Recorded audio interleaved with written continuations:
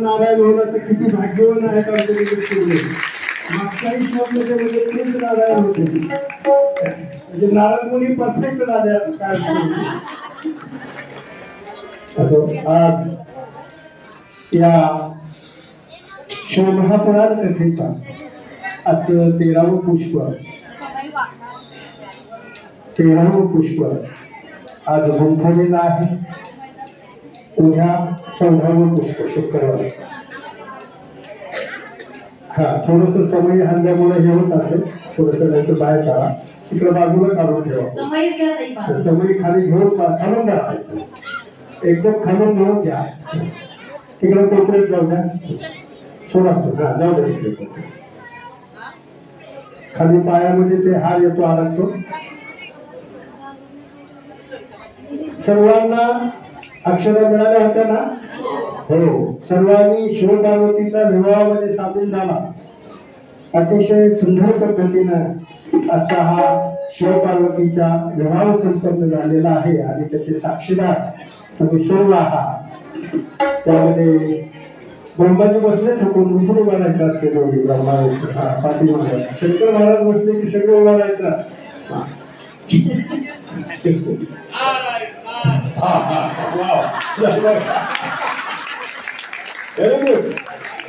असं पाहिजे.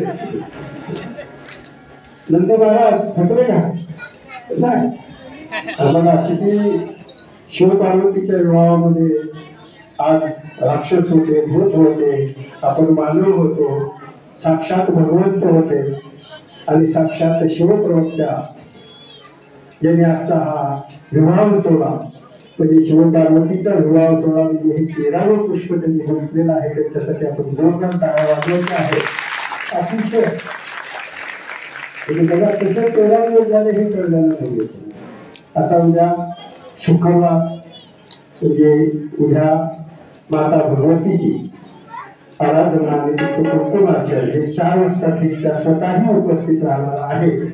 तर ज्याला ज्याला कुणाला आपण कुंकुमार्चनासाठी यायचं आहे त्याने 4 वाजता ठीक यायचं. 4 ते 6 हा कुंकुमार्चनाचा आपला टाइम असेल. आणि हा हे बघा यांच्यासाठी टाळा वाजवा त्यांच्याकडे नाव द्यायचं.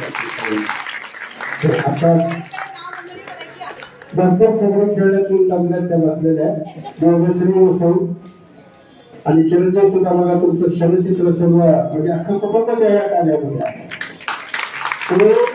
सर्व तुमचं जे छायाचित्र आहे ते देश विदेशापर्यंत पोहोचवत होतो. तर आपण सर्वजण उद्यासाठीही यायचं आहे. आणि विशेष करून आजच्या या शिवमहापुराण कथा आपल्या इथं झाली आणि त्यामध्ये आज शिवपार्वतीचा विवाह झाला. आणि उद्यापासून म्हणजे 22 तारखेपर्यंत रोज आपल्याला सूचना दिली जाईल.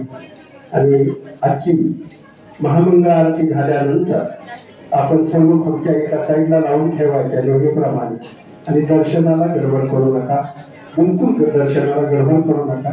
शिवपार्वतीसाठी आम्ही काय करू इथं सेंटरला आपण जागा थोडी व्यवस्थित दिला की इथं आम्ही खुर्च्या टाकून शिवपार्वती पुढं आणि पाठीमागं ब्रह्मा विष्णू हे उभं राहतील.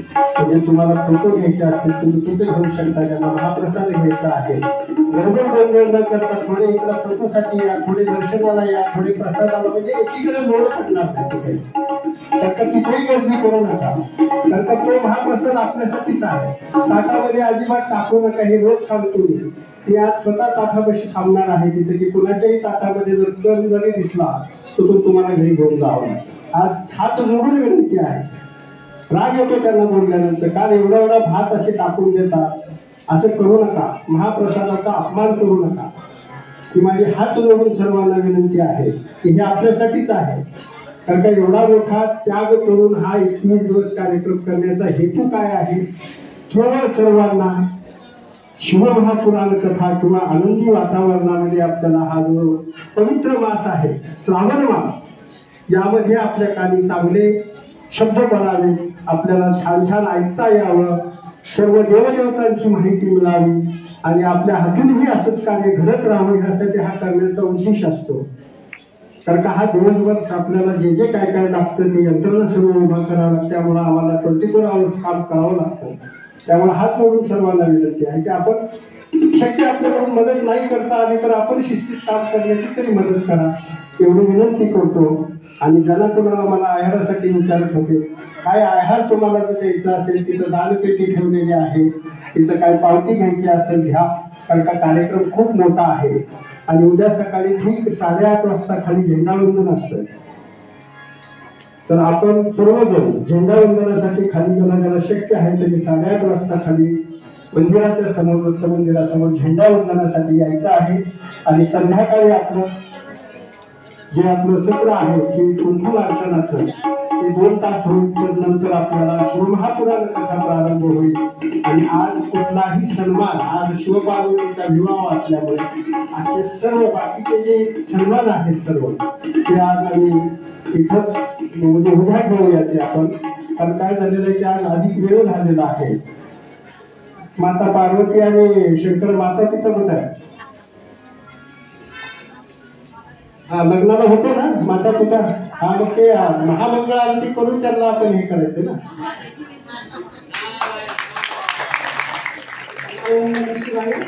या ठिकाणी आता दादांनी सांगितलं, महेश स्वामींनी सांगितलं की आपण ताटामध्ये काही ठेवायचं नाही. तुम्ही फक्त इथं आलात आणि इथं महाप्रसाद होतो म्हणून इथं ठेवायचं नाही असा हा नियम नाहीये.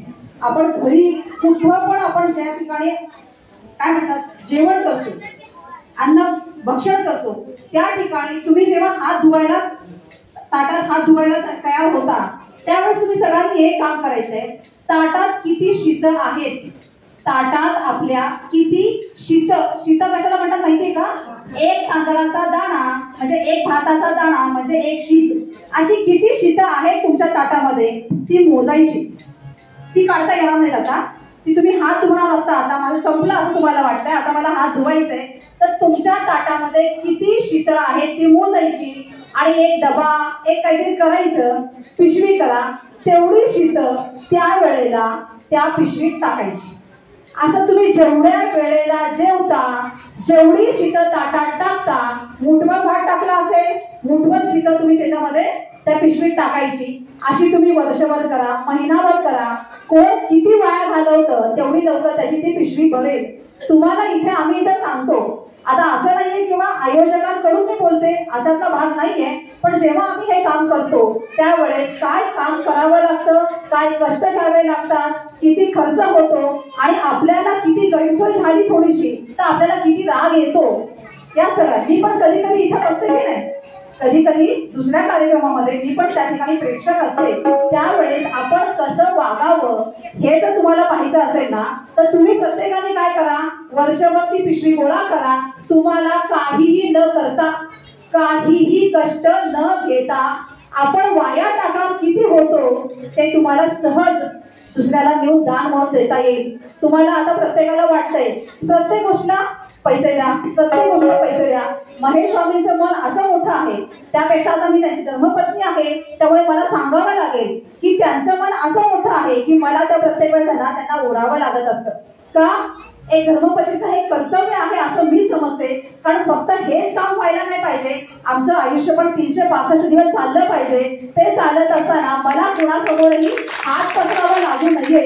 माझ्या वैयक्तिक माझ्या कुटुंबासाठी, माझ्या उदरनिर्वाहासाठी, माझ्या कुटुंबाच्या उदरनिर्वाहासाठी आम्हाला कुणासमोर हात पसरायची वेळ येऊ नये. तरी सुद्धा अशी कार्यक्रम होत असताना ती कार्यक्रम सुद्धा तेवढ्या सुंदर पद्धतीने आपल्याला घेता यावी. कार्यक्रमासाठी निर्लज्ज होऊन मी पैसे मागायला तयार आहे, कार्यक्रमासाठी निर्लज्ज होऊन तुम्ही पैसे मागा, त्याबद्दल मला काहीही म्हणायचं नाहीये. पण माझ्यासाठी, आमच्या कुटुंबासाठी तुम्ही कुठेही एक दाणा मागायचा आहे का? तशी वेळ देवाने आतापर्यंत ठेवलेली नाहीये. तशी त्याची कृपा अनंत आहे, तर तशी कधी वेळ येऊ देणार नाहीये. पण मला असं म्हणायचंय, आपल्या सगळ्यांचा जो आनंद आहे तो आनंद त्रिगुणित चौगुणित करायचा असेल, आपल्या सगळ्यांना एकत्र राहायचं असेल, असे कार्यक्रम वारंवार व्हायला हवे असतील तर आपण प्रत्येकाने लक्षात ठेवलं पाहिजे की इथं एवढं काही घडतंय ते आपोआप होत नाहीये, त्यासाठी खूप काही लागतंय. आपण जर थोडीशी मूठ मोकळी केली तर तुम्ही जेवढं देताय ना तेवढ्या पटीने तुम्हाला तो देणारा भगवंत वरती बसलेला आहे. तुमच्या मनात ही भावना तो नक्की ओळखतो आणि तो तुम्हाला तेवढ्या अजापणे तो तुम्हाला देतो. इथं याच कार्यक्रमाबद्दल मी सांगते, अशातला भाग नाहीये. जिथे जिथे कार्यक्रम होत असतात तिथे तिथे आपल्याला दान करता यायला पाहिजे. आणि तुम्ही दान असे करायला शिका की तुम्ही जे वाया घालवता ना ते वाचवा. ते वाचवायचं तुम्हाला कळेल. वर्षाला पोतं लागत होतं, कदाचित पुढच्या वर्षी तुम्हाला अर्ध्या पोत्यातच तुमचं पोट भागेल. तुम्हाला एक पोतं आणावं लागणार नाही. अर्ध्या पोत्याचे जे पैसे आहेत ना ते तुम्हाला काहीही मनाला न वाटता तुम्हाला असं सहजच देता येते. तुम्हाला कुठलेही कष्ट घ्यावे लागणार नाही. आपण दान करायला शिकायचं. कसं शिकायचं? आपण थोडीशी चिमटा घ्यायचा आणि दान करायचं. ओम नमः शिवाय. कुणीही वाईट वाटून घेऊ नका, कुणीही मनाला लावून घेऊ नका. मला तुम्हाला कोणालाही दुखवायचं नाहीये. ओम नमः शिवाय.